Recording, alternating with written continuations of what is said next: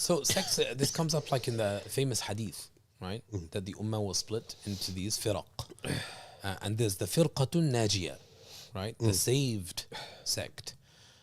So when they talk about sects, these are the saved sect are the Ahl Sunnah, right?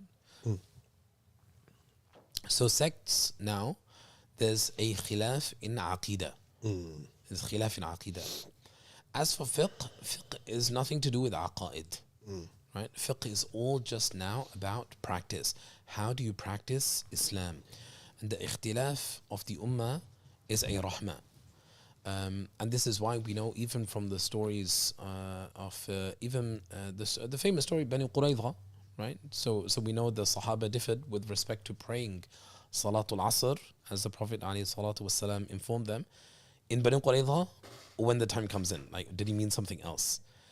And then when they reported back to the Prophet ﷺ, like half of them prayed at Asr time, half of them prayed later,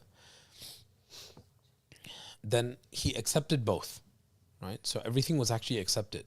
And we already know that that things in the Sharia can be fixed, right? So we know that, for example, the specific amounts that people will receive as inheritance after somebody passes away is explicitly mentioned in the Quran, like it's unchanging. So everything of the Sharia could have been like this. But in reality, the Sharia wanted there to be khilaf. And this is why khilaf is actually maqsood. Khilaf is sought. Khilaf is something which is accepted, and it's a mercy.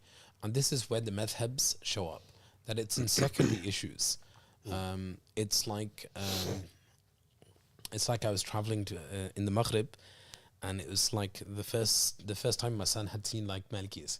Right. Where did you go? So, in Fez. Oh, okay. Fez, Okay, yeah. Yeah. So it was the first time. Yeah, he's pretty young. So it's like he was like, "How come people pray differently?" Right? And I said to him, "No, I said, look, everybody's praying the same. Look, we all stand up, we all bow, we all prostrate, right? So it's just some of the details. It's like, some people had their hands by the sides, for example." Right. And then I said, look, some people, it's sometimes just about placement. It's like where you're putting your hands and stuff. Everything else is pretty much the same. Right. Everyone say the same takbir. Everyone say, it's the same Quran being recited. It's like everything is the same. Like, so the madhab is just now about the interpretation and how you practice Islam.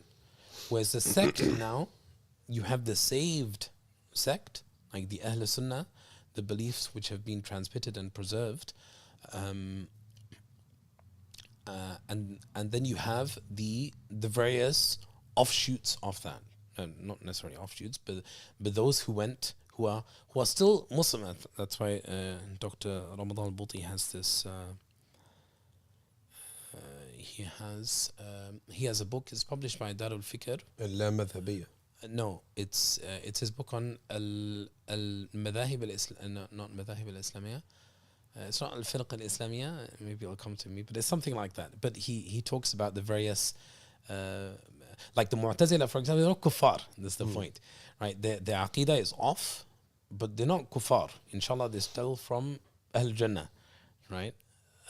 So they're still from the point being that these other groups, even though aqidah might be off, and there'll be consequences to that, but they're still people of Jannah.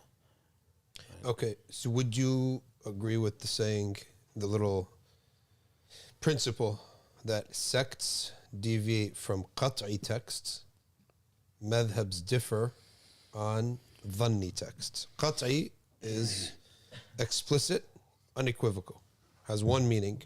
Dhanni text is that which has multiple meanings.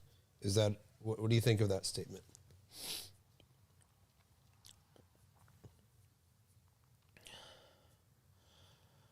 I think that works, because if there's a deviation from that which is qat'i, it needs to be qat'i in both its establishment and its indication. Correct. Its thubut and its dilala.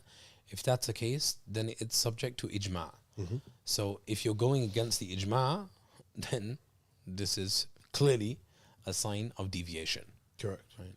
So again, the principle is that sects that are disunity in Islam and are rejected in Islam deviate from explicit texts. The meaning is one, no other interpretation.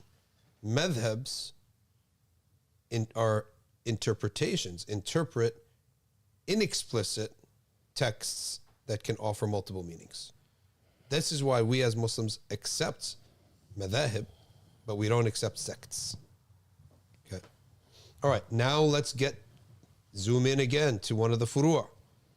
The beard in the Hanafi school, for many people need to know how to grow their beard.